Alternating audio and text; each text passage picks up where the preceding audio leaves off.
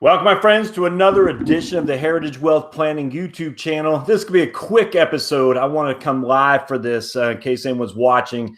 I was watching this one YouTube video today on Social Security planning, and man, oh man, oh man, it's just such a huge mistake this guy was making. Sorry, I'm in my casual gear, got my Bruins shirt on, and unfortunately, as I well predicted at the beginning of the year, the Bruins would not make it far into the playoffs if they made it at all. I was shocked that they made it. It actually passed the first round, but that's what happens when you're a New England fan, my friends. Your heart gets broken. Yeah, everyone says, "Oh, the Patriots have won 5 Super Bowls." Yeah, how much pain though has gone to witness those 5, those 2 Super Bowls against the Giants, the Red Sox, and the Yankees. Yeah, the Red Sox came back from 3-0. I don't even want to get into it, but anyway, at least the Bruins got 1 Stanley Cup in my life, and I guess they had 2 in the early 70s. I was too young to witness those.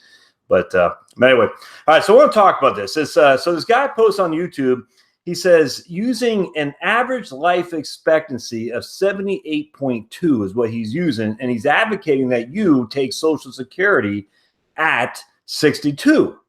And his reasoning actually would make sense if his numbers were correct.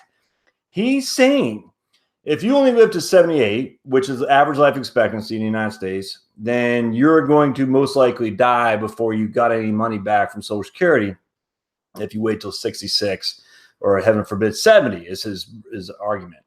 And he's right there. I mean, that's a fact. The 78 is typically the break-even rate age. That's a fact. Those who live to 78 are on average going to make – that's where you make more money if you wait, if you live beyond 78. If you don't live up to 78, you make less if you wait.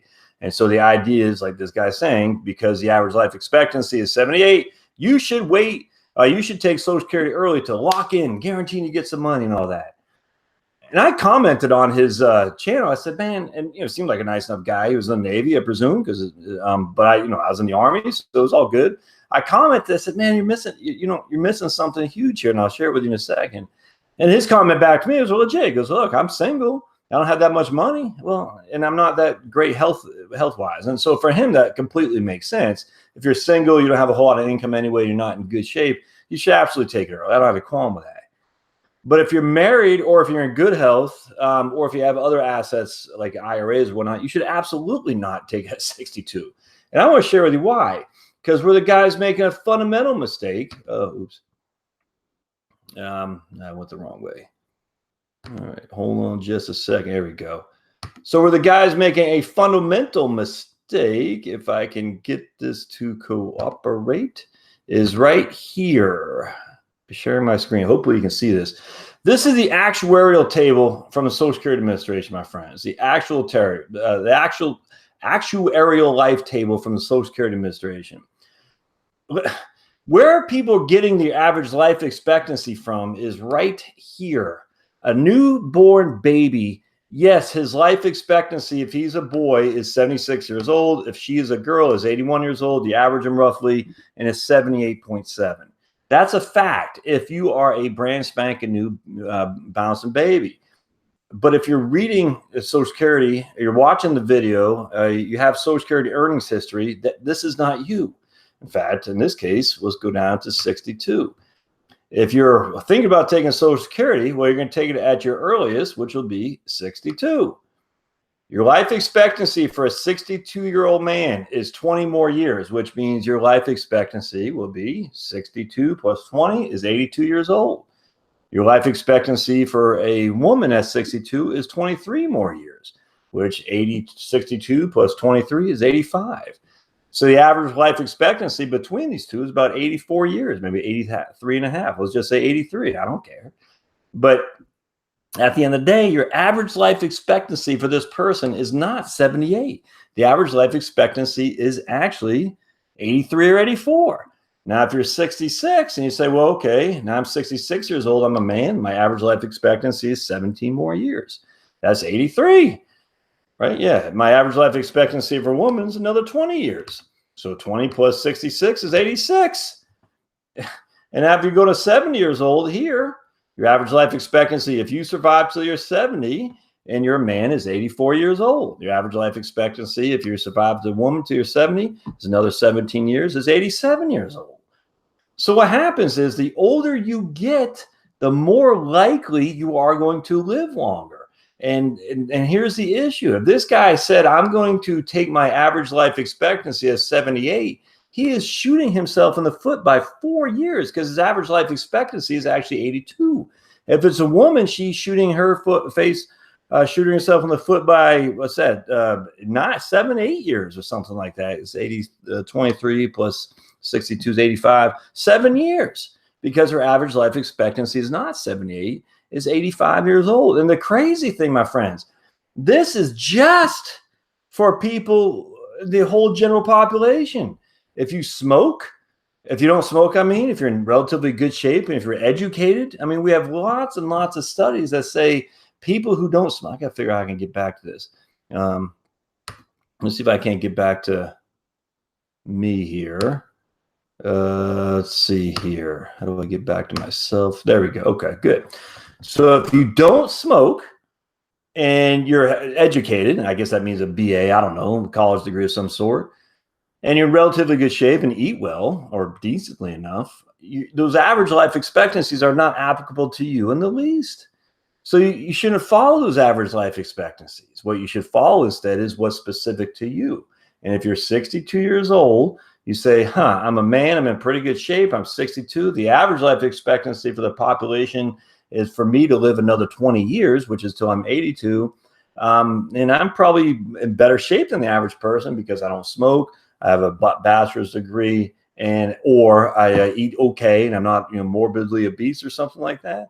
Then you're not going to live. 78 is simply not relevant to you at all. It's not. In fact, I'd argue 82 is probably not relevant to you all either. And people are going to make drastic mistakes if they follow these average life expectancies that they read about in the paper. And remember, Vanguard does a study that says if you're 65, not Vanguard, it was Vanguard, but if you're 65 years old today and you're married and you're 65, both you and your spouse are 65 today and you are married, there's a 50% chance that one of you all are going to live until you're 90, but beyond 90. So if you're using this guy's average life expectancy assumption that you're going to live only till you're 78, and man, you are going to be, that is absolutely bad financial advice, absolutely bad financial planning. This guy's caveat was to each individual. I mean, I get that. He actually said why I took it at 62, and that makes sense. But he's doing it in a way to convince other people to take it at 62 based on some average life expectancy of 78. He pulled out these spreadsheets and whatnot. Oh man, it's just bad. It's bad. And another thing too is another thing that drives me crazy is he wasn't using cost of living adjustments, COLAs. And because of that, he's actually discounting the amount of delaying until you're 70, until you're 66 or 70 that a COLA can provide. So what happens is if let's just say you're 62 and you get $1,000 a month in Social Security, and you waited till you're 70, and you got $1,500 a month for just simplicity. So I'm 62, I get 1,000. I wait till I'm 70, I get 1,500. I'm not using a COLA, whatever. Just that's how it works. So now with COLAs, my $1,000 a month when I'm 80 years old goes to $1,250. With COLAs, my $1,500, because I delayed till I was taking Social Security till I was 70, grows to $2,250. So now instead of making $500 or more a month as I was as a 70-year-old versus who I was when I was 62. So let me redo this. I'm not explaining it well.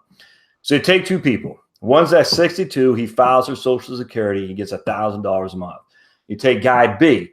He says, I'm going to wait until I'm 70 and I'm going to take Social Security and I'll get $1,500 a month. You fast forward to the both 80 years old.